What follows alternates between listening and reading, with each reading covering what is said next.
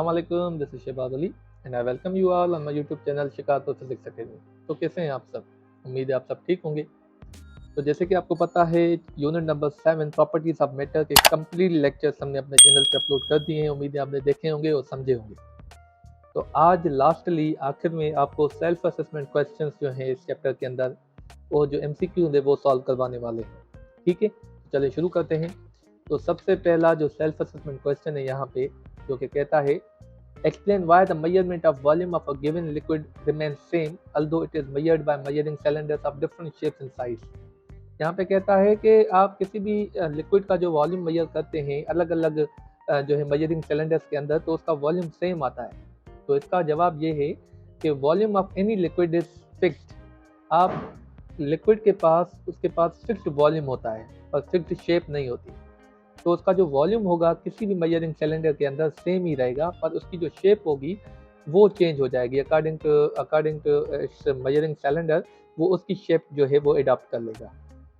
ठीक है, तो क्वेश्चन नंबर 2 है what is difference between evaporation and boiling. तो एवापोरेशन और बॉइलिंग हालांकि सेम प्रोसेस होता है, पर उसमें काफ़ी जो है डिफरेंसेस होते हैं। तो वो क्या डिफरेंसेस हैं, जैसे कि आप देख सकते हैं अपनी स्क्रीन के ऊपर ये सारे डिफरेंसेस हैं।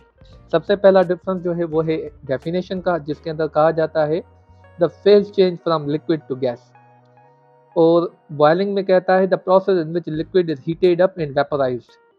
तो उसमें क्या होता है, एवापोरेशन में लिक्विड गैस में चेंज हो जाता है, और बॉइलिंग में क्या होता है कि आप किसी भी लिक्विड को हीटअप करते हो तो और वो जो है वेपर्स में कन्वर्ट हो जाता है। दूसरा जो है डिफरेंस वो है बबल्स फॉर्मेशन का। एवापोरेशन में कोई भी बबल्स फॉर्म नहीं होते और बॉइलिंग में आप देखते हैं बबल्स फॉर्म होते हैं।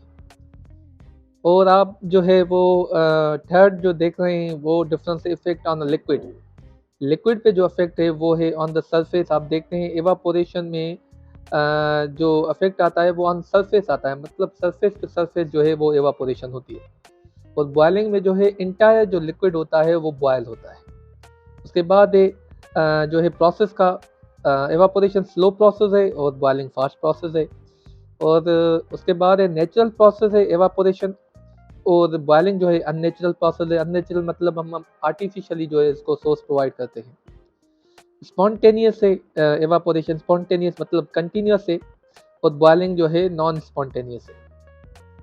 टेम्परेचर जो है वो नॉट स्पेसिफिक है एवापोरेशन। एवापोरेशन किसी भी टेम्परेचर पे हो जाती है, और बॉइलिंग जो है वो स्पेसिफिक टेम्परेचर होता है हर एक जो है लिक्विड का जिस पे वो बॉयल होता है। और इसके बाद है एक्सटर्नल सोर्स। एवापोरेशन के लिए कोई भी एक्सटर्नल सोर्स रिक्वायर्ड नहीं होता, वो सन की हीट पे हो जाती है। और बॉइलिंग जो है वो एक्सटर्नल सोर्स आपको रिक्वायर्ड होता है। एवापोरेशन का एग्जांपल है conversion of liquid into vapour phase at room temperature. किसी भी रूम टेम्परेचर पे आपको एवापोरेशन जो है वो आकर हो जाएगी। बॉइलिंग जो है जैसे वाटर होता है, वाटर सिर्फ और सिर्फ 100 डिग्री पे बॉयल होगा। ठीक है, तो ये जो है डिफरेंसेस होते हैं एवापोरेशन और बॉइलिंग में। तो यहाँ पे क्वेश्चन नंबर 3 है what is difference between 3 states of matter in terms of spacing between the molecules. अब आपको पता है इन तीनों स्टेट्स में जो डिफरेंस होता है according to spacing, in terms of spacing, वो है कि सॉलिड के मॉलिक्यूल बहुत ही जो है क्लोजली बाउंड होते हैं, जैसे कि आप स्क्रीन पे देख सकते हैं।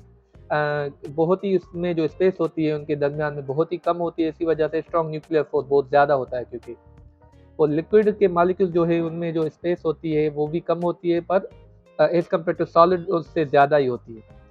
ठीक है, उसका स्ट्रॉन्ग जो है न्यूक्लियर फोर्स जो होता है, मॉलिक्यूलर फोर्स जो होता है, सॉरी, मॉलिक्यूलर फोर्स थोड़ा वीक होता है एज कम्पेयर टू सॉलिड। और गैस के दरमियान में मॉलिक्यूलर फोर्स ऑलमोस्ट नेग्लिजिबल होता है, और उनमें जो स्पेसिंग होती है बहुत ही ज़्यादा होती है। ठीक है, तो चलिए क्वेश्चन नंबर 4 की तरफ बढ़ते हैं। क्वेश्चन नंबर 4 कहता है why tungsten melts at higher temperature than iron. Tungsten जो है वो मेल्ट होती है at higher temperature as compare to iron. ऐसा क्यों? एक मेल्ट, हर एक कोई भी मेटल या कोई भी चीज़ मेल्ट हो सकता है जब उसकी मेल्टिंग पॉइंट जो है वो आकर हो जाती है। तो यहाँ पे टंगस्टन की जो मेल्टिंग पॉइंट है वो तकरीबन 3420 है, और जो आयरन की मेल्टिंग पॉइंट है वो है 1530। तो तकरीबन यहाँ पे डबल है उसकी जो मेल्टिंग पॉइंट है टंगस्टन की एज कम्पेयर टू आयरन। इसी वजह से वो टंगस्टन जो है वो बहुत ही हाई टेम्परेचर पे मेल्ट होता है एज कम्पेयर टू आयरन। ठीक है, ये इस वजह से होता है, एक्चुअल में मेल्टिंग पॉइंट डिपेंड करता है उसके जो है मॉलिक्यूलर फोर्स पे। तो टंगस्टन का मॉलिक्यूलर फोर्स बहुत ही ज़्यादा है, बहुत ही स्ट्रॉन्ग है एज कम्पेयर टू आयरन। ठीक है, इसी वजह से उसकी मेल्टिंग पॉइंट भी हाई है। तो जिसके दरमियान मॉलिक्यूलर फोर्स स्ट्रॉन्ग होगा उसकी मेल्टिंग पॉइंट भी हाई होगी। तो टंगस्टन की मेल्टिंग पॉइंट इसी वजह से इतनी हाई है एज कम्पेयर टू आयरन। तो क्वेश्चन नंबर 5 कहता है what is the name of process in which liquid changes into solid. ठीक है, तो उस प्रोसेस का नाम बताएं जिसमें लिक्विड जो है वो सॉलिड में चेंज हो जाता है। तो उस प्रोसेस का नाम है फ्रीजिंग। ठीक है, फ्रीजिंग में जो है एक प्रोसेस होता है जिसमें लिक्विड सॉलिड में चेंज हो जाता है। क्वेश्चन नंबर 6 है what is the name of temperature at which the liquid changes into solid. ठीक है, तो उस टेम्परेचर का नाम क्या है जिसके अंदर लिक्विड सॉलिड में चेंज हो जाता है। तो दोनों ऑलमोस्ट क्वेश्चन सेम ही है। यहाँ पे सिर्फ प्रोसेस है तो उसको बोलते हैं फ्रीजिंग, और यहाँ पे टेम्परेचर है तो उसको बोलते हैं फ्रीजिंग पॉइंट। ठीक है, यही डिफरेंस है। तो आगे बढ़ते हैं क्वेश्चन नंबर 7 की तरफ। तो यहाँ पे कहता है draw diagrams of molecules in a gas to explain the effect of pressure changes on its volume. तो यहाँ पे कहता है आपको डायग्राम के जरिए आपको बताना है कि वॉल्यूम और प्रेशर, वॉल्यूम का प्रेशर के ऊपर क्या इफेक्ट होता है। तो हमने बॉयल्स लॉ में पढ़ा हुआ है कि जैसे आप वॉल्यूम जो है कम करेंगे प्रेशर बढ़ जाएगा, अगर आप वॉल्यूम जो है बढ़ा देंगे तो प्रेशर कम हो जाएगा। ठीक है, तो दोनों इन्वर्स रिलेशन में है।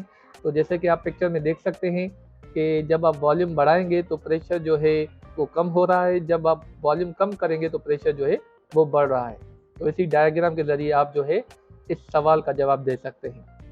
ठीक है, तो यहाँ पे क्वेश्चन नंबर 8 में कहता है what is meant by subscript 1 and 2 in the equation P1 V1 is equal to P2 V2। तो यहाँ पे P1 और 1 और 2 का जो है सबस्क्रिप्ट जो है हमारे पास नंबर्स जो है उसका क्या मतलब, उसका मतलब क्या है, उसका कॉन्सेप्ट क्या है। तो P1 V1 का मतलब यहाँ पे इनिशियल प्रेशर और इनिशियल वॉल्यूम है, और P2 V2 यहाँ पे 2 का मतलब है फाइनल। ठीक है, final pressure and final volume.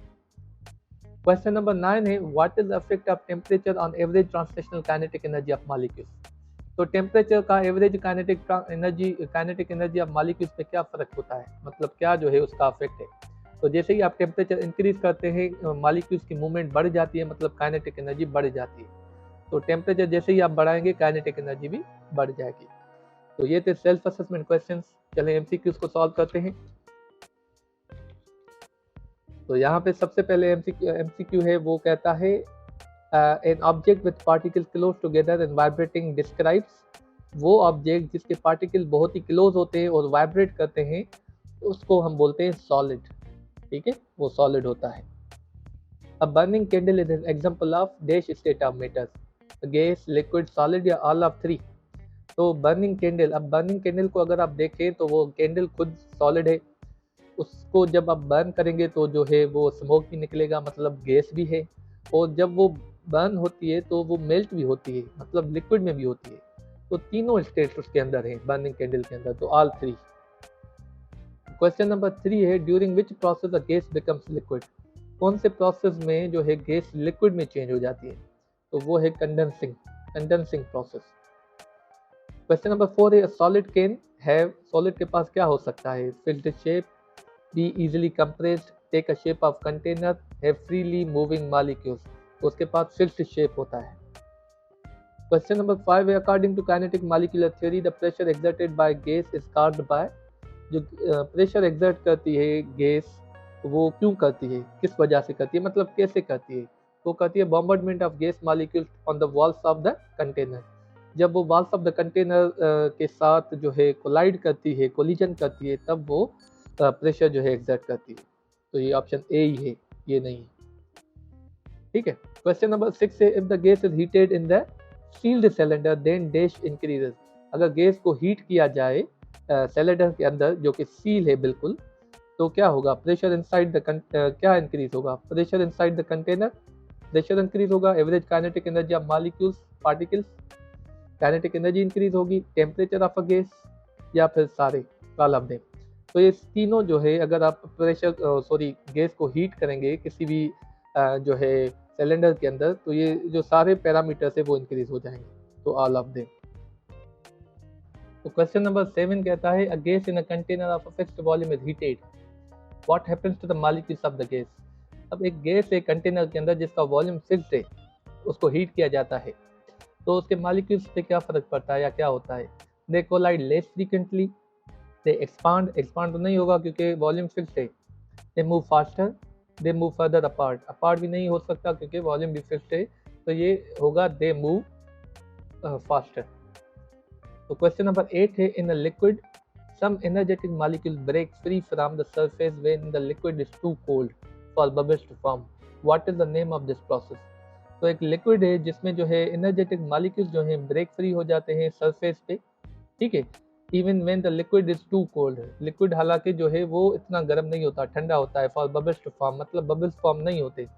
उस जो है प्रोसेस का नाम क्या है? उस प्रोसेस का नाम जो है वो है एवापोरेशन, ठीक है। क्वेश्चन नंबर 9 है, what happens to the molecules of gas when the gas changes into liquid. जब गैस चेंज होती है लिक्विड में तो उस प्रोसेस के अंदर क्या होता है? उस प्रोसेस के अंदर ये होता है कि मॉलिक्यूल्स बहुत ही क्लोज आ जाते हैं, तब जाके वो जो गैस जो है वो लिक्विड में कन्वर्ट हो जाती है। They move closer and lose energy, ठीक है। They move closer and gain energy, they move apart and lose energy, they move apart and gain energy. तो ये क्लोज होंगे, दे मूव क्लोजर और एनर्जी लूज कर देंगे, ठीक है। गैस के पास एनर्जी बहुत ज़्यादा होती है, ठीक है, वो लूज कर देते हैं और जो है वो क्लोज आ जाते हैं, तो ए ऑप्शन होगा।